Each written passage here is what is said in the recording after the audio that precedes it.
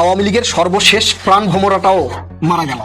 আমি বলতেছিলাম সাবেক রাষ্ট্রপতি শাহাবুদ্দিন চুপ্পুর কথা। আওয়ামী লীগের সর্বশেষ আশার প্রদীপ ধপ করে নিভে গেল। শুধু প্রদীপের আলো নিভে গেছে তাই না, ওই প্রদীপটাও এখন জাদুঘরে যাবে। সাবেক রাষ্ট্রপতি শাহাবুদ্দিন আহমদ মারা গেছেন। সকাল 10:25 দিকে ঢাকার সিএমএইচ হাসপাতালে তিনি মারা যান। দীর্ঘদিন ধরে শাহাবুদ্দিন আহমদ বার্ধক্যজনিত বিভিন্ন অসুস্থতায় ভুগছিলেন বলে জানিয়েছে পরিবার। সাবেক রাষ্ট্রপতি ও স্বৈরাচার শাহাবুদ্দিন আহমেদের মরদেহ বনানী কবরস্থানে দাফন করা হয়েছে। জানা যায় বিচারপতি, আইনজীবী ও বিভিন্ন রাজনৈতিক দলের নেতা সহ বিশিষ্ট জনেরা অংশ নেন। সাবেক রাষ্ট্রপতি, বিএনপির সাবেক আব্বা শাহাবুদ্দিন চুপ্পুর বিরুদ্ধে একের পর এক অ্যাকশন আসছে। শাহাবুদ্দিন চুপ্পুকে চারদিক থেকে কঠিন চায়না জাল দিয়ে বেড়া দেওয়া হচ্ছে।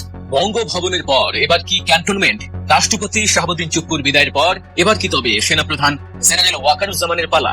মেয়াদ শেষ হওয়ার আগেই কি সেনাপ্রধানকে পদত্যাগ করতে বাধ্য করা হচ্ছে? এবার সরাসরি তারেক রহমানের নির্দেশে দেশের 23তম রাষ্ট্রপতি হচ্ছেন বিএনপির কারণ নির্যাতিত নেতা লুৎফুজ্জামান বাবর। সাবেক স্বরাষ্ট্র প্রতিমন্ত্রী লুৎফুজ্জামান বাবরকে রাষ্ট্রপতি হিসেবে ঘোষণা দিয়েছে নির্বাচন কমিশন। দুপুরে নির্বাচন ভবনে ব্রিফিং এ নতুন রাষ্ট্রপতির নাম ঘোষণা করেন প্রধান নির্বাচন কমিশন। আওয়ামী লীগের সর্বশেষ প্রাণ ভোমরাটাও মারা গেল। আওয়ামী লীগের সর্বশেষ আশার প্রদীপ ধপ করে নিভে গেল। শুধু প্রদীপের আলো নিভে গেছে তাই না, ওই প্রদীপটাও এখন জাদুঘরে যাবে। আওয়ামী লীগের যে প্রাণ ভোমরা, আওয়ামী লীগের যেই সর্বশেষ আশার প্রদীপ, সেই প্রদীপটাকেও জাদুঘরে রাখা হবে। আমি বলতেছিলাম সাবেক রাষ্ট্রপতি শাহাবুদ্দিন চুপ্পুর কথা। বুঝতে পারছেন যে কি নেমে আসতেছে আওয়ামী লীগের সর্বশেষ প্রাণ ভোমরার উপরে? আওয়ামী লীগ মনে করেছিল এই যে শেখ হাসিনার বিভিন্ন ধরনের এআই ভিডিও, এআই দিয়া কল রেকর্ড তৈরি করে সোশ্যাল মিডিয়ায় ছড়িয়ে দেওয়া হচ্ছে, আবার কিছু কিছু গণমাধ্যমে এটা উঠে দিয়ে, মানে বিদেশি গণমাধ্যমে একটু হালকা পাতলা কিছু দিয়ে নিউজ প্রচার করতেছে। শেখ হাসিনা চট করে ঢুকতেছে, এই সামনের সপ্তাহে ঢুকতেছে, সামনে মাসে আসবে, জুলাইয়ের আগে আসবে। এইভাবে বলতে বলতে এই পর্যন্ত মনে হয় 30 থেকে 40টা ডেট আমরা এআই ভিডিওর মাধ্যমে শুনেছি, যেগুলো একটাও কার্যকর হয়নি। আওয়ামী লীগের সর্বশেষ প্রাণ ভোমরা হিসাবে রাষ্ট্রপতি কিন্তু ক্ষমতায় ছিল।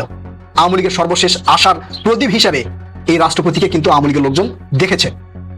সেই রাষ্ট্রপতিও তার জায়গা থেকে সরে দাঁড়ালেন। এরপরে কি মনে হচ্ছে যে আওয়ামী লীগ বাংলাদেশে রাজনীতি করতে পারবে? আওয়ামী লীগের কেউ বাংলাদেশে আবারও আওয়ামী লীগের হাল ধরতে পারবে? পারবে না। রাষ্ট্রপতি যদি ক্ষমতায় থাকতো, একটা বুকের মধ্যে আশা নিয়ে আওয়ামী লীগ থাকতে পারতো যে শেখ হাসিনা আসবে কোনো এক সময়, বা আওয়ামী লীগের নেতাকর্মীরা কোনো এক সময় আসবে, তখন এই রাষ্ট্রপতি সাপোর্ট হিসাবে কাজ করবে, এই আশা তাদের ভিতরে ছিল। কিন্তু সেই আশাটাও ধ্বংস হয়ে গেল। বঙ্গভবনের পর এবার কি ক্যান্টনমেন্ট?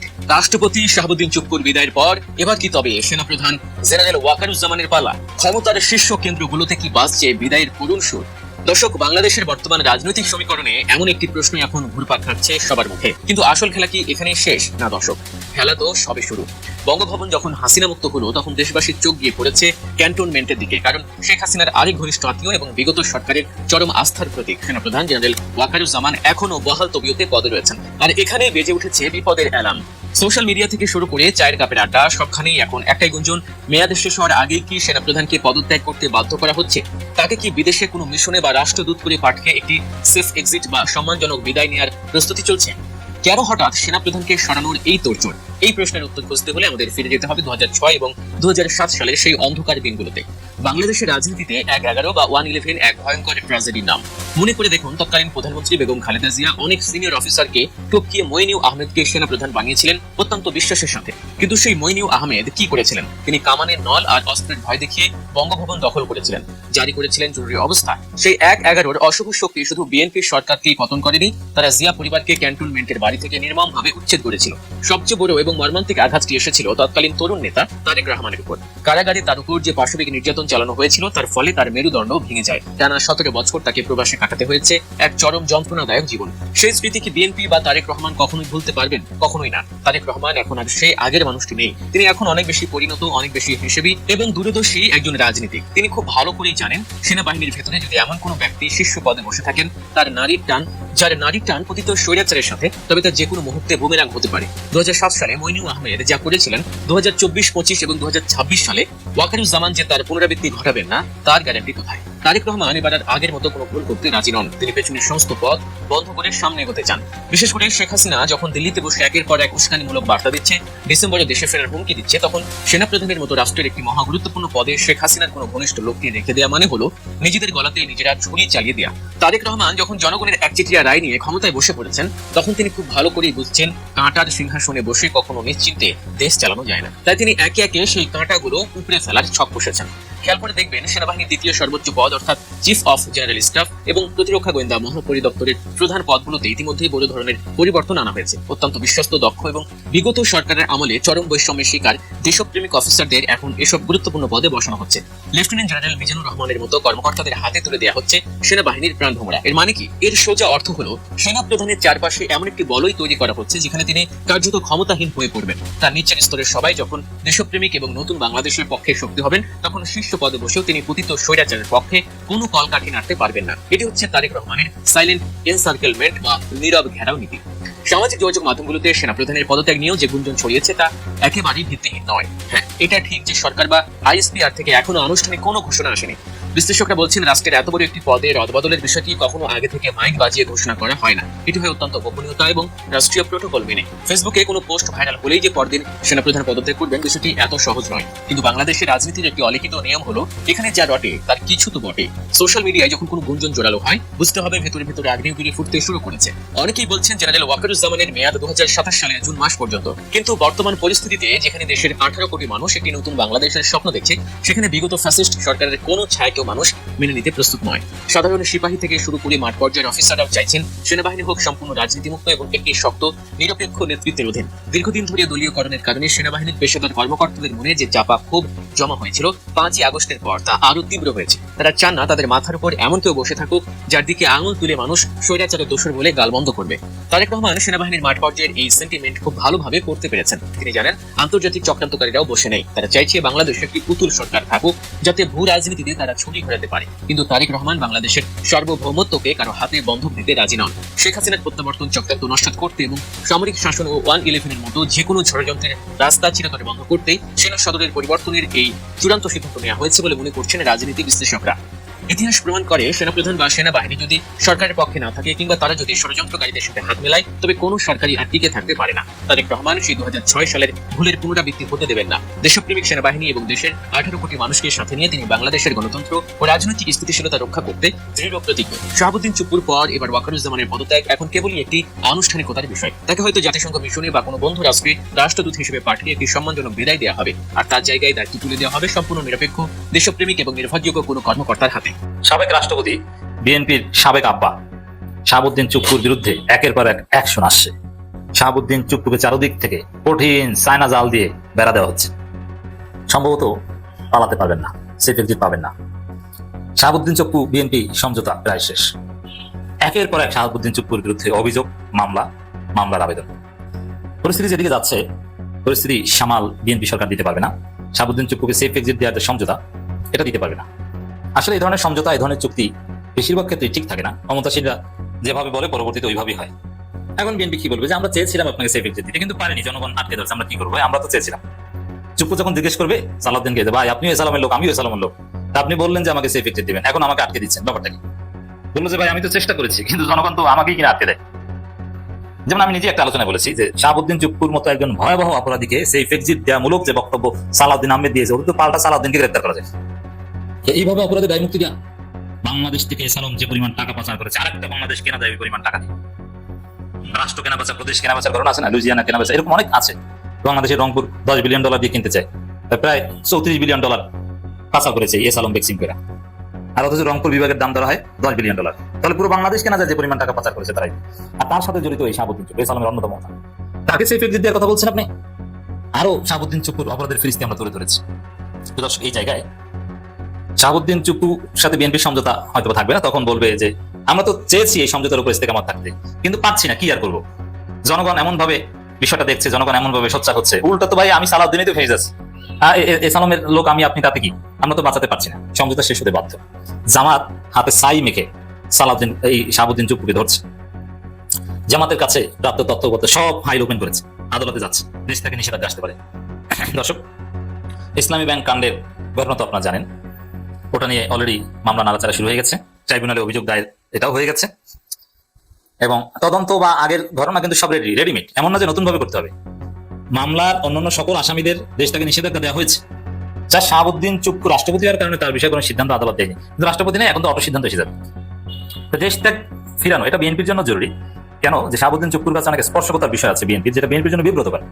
অর্থাৎ সেখানে শাহাবুদ্দিন চুপ্পুকে যদি স্বাধীনভাবে বিদেশে যে মুখ খুলতে দেয়, তাহলে বিএনপিকে এর মাসুল গুনতে হবে। এটা ডেফিনেটলি বিএনপি চাইবে না। যেমন কি, আমি কিছু উদাহরণ দিই।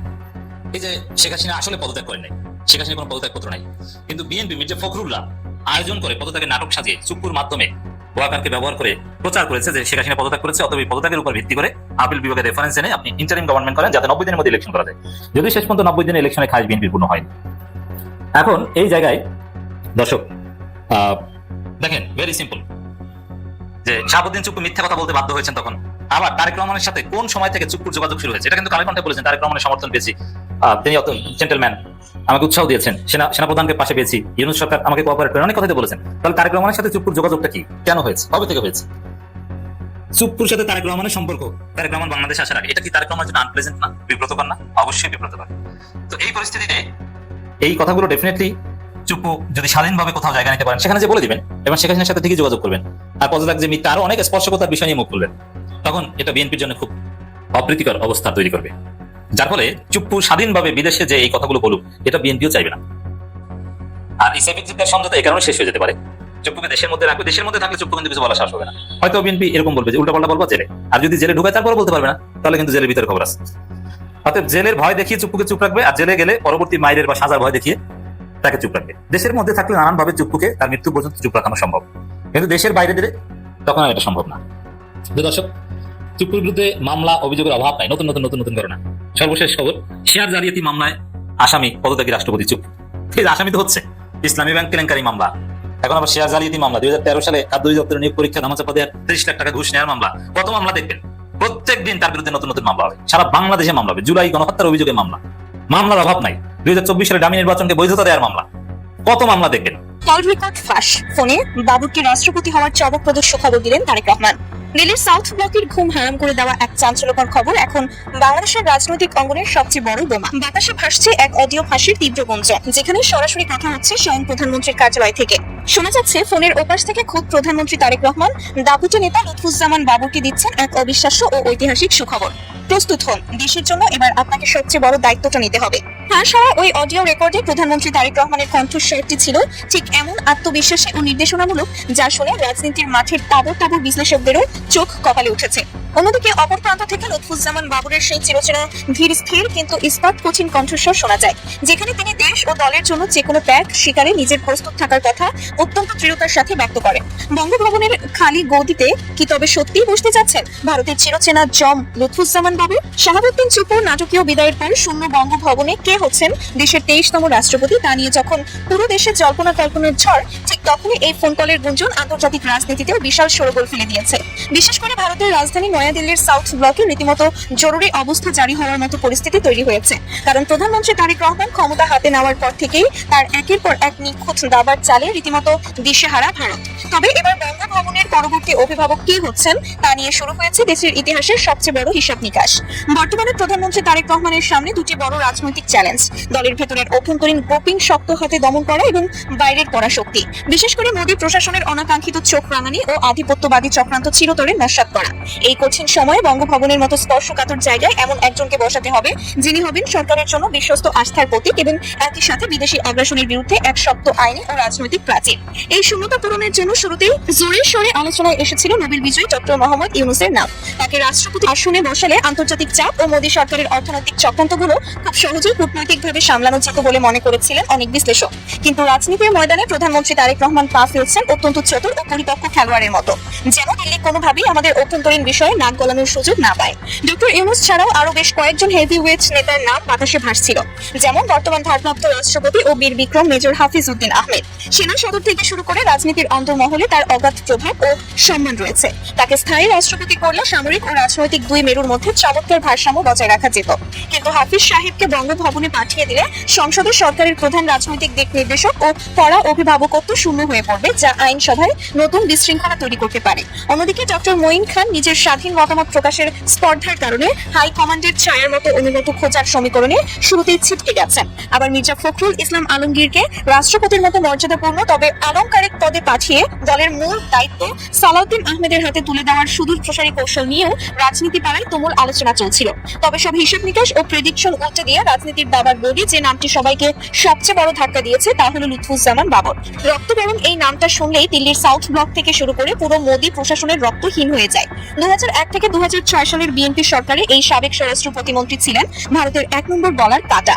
বিশেষ করে 10 ট্রাক অস্ত্র মামলার পর থেকে ভারতের কাছে তিনি পরিণত হন অন্যতম বড় আতঙ্কে। স্বরাষ্ট্র প্রতিমন্ত্রী হিসেবে দায়িত্ব পালনের সময় তিনি যেভাবে এলিট ফোর্স র্যাব গঠন করে দেশের অভ্যন্তরীণ সন্ত্রাসবাদ ও চরমপন্থীদের কঠোর হাতে দমন করেছিলেন তা আজও দেশবাসীর স্মৃতিতে উজ্জ্বল। তার সেই লৌহ কঠিন নেতৃত্ব ও আপোষহীন মানসিকতাই আজ তাকে নতুন করে আলোচনার কেন্দ্রবিন্দুতে নিয়ে এসেছে। দীর্ঘ বছর মিথ্যা মামলা ও রাজনৈতিক প্রতিহিংসার শিকার হয়ে অন্ধকার কারাগারে বন্দী থাকলেও তিনি কখনো মাথা নত করেননি। দলের সাথে কিংবা তারেক রহমানের সাথে কখনো বেইমানি করেননি। তার এই ইস্পাত কঠিন আনুগত্য আর সীমাহীন ত্যাগই আজ প্রধানমন্ত্রী তারেক রহমানের কাছে তাকে সবচেয়ে বিশ্বস্ত নেতায় পরিণত করেছে। কিন্তু প্রশ্ন হলো আজ হঠাৎ বাবর সাহেবকে বঙ্গভবনে পাঠানোর এত তোড়জোড় কেন? রাজনৈতিক বোদ্ধেদের মতে এর পেছনে রয়েছে প্রধানমন্ত্রী তারেক রহমানের এক বিশাল মাস্টার প্ল্যান। এর মূল কারণ 2006 সালের সেই ভয়ঙ্কর 1/11 এর ইতিহাস। ওই সময় বঙ্গভবনের তৎকালীন দুর্বল রাষ্ট্রপতি ইয়াজউদ্দিন আহমেদকে জিম্মি করে আর মাইনাস ফর্মুলার ভয় দেখিয়ে বিদেশি চক্রান্তকারীরা যেভাবে 1/11 এর জন্ম দিয়েছিল সেই তিক্ত অভিজ্ঞতা তারেক রহমান খুব ভালো করেই মনে রেখেছেন। প্রধানমন্ত্রী তারেক রহমান খুব ভালো করেই জানেন বঙ্গভবনের গদিতে যদি লুৎফুজ্জামান বাবরের মতো একগুঁয়ে শক্ত সাহসী ও নির্ভীক কোনো পরীক্ষিত জাতীয়তাবাদী নেতা বসে থাকেন তবে ভারতের গোয়েন্দা সংস্থা র বা অন্য কোনো বিদেশি শক্তি চক্রান্ত করে কিংবা বন্দুকের ভয় দেখিয়ে বাংলাদেশের দ্বিতীয় কোনো 1/11 ঘটাতে পারবে না। বর্তমানে মোদী সরকার যখন চারদিক থেকে নানা রকম প্রোপাগান্ডা এবং সীমান্ত কেন্দ্রিক চক্রান্ত চালিয়ে বর্তমান গণতান্ত্রিক সরকারকে অস্থিতিশীল করার পায়তারা করছে, ঠিক সেই মুহূর্তে বঙ্গভবনে বাবরের উপস্থিতি দিল্লির সব জঘন্য স্বপ্ন ধূলিসাৎ করে দেবে। বাবরের রাজকীয় প্রত্যাবর্তনের এই গুঞ্জন এখন ঢাকার অন্তর্মহল থেকে দিল্লির প্রশাসনিক অলিন্দ পর্যন্ত বিশাল কম্পন তৈরি করেছে। দেশের আপামর জনতা এবং তৃণমূলের নেতাকর্মীরা এই খবরে রীতিমতো উল্লসিত ও উজ্জীবিত। তারা মনে করছেন বাবর বঙ্গভবনে থাকলে দেশের স্বাধীনতা ও সার্বভৌমত্ব সম্পূর্ণ নিরাপদ থাকবে।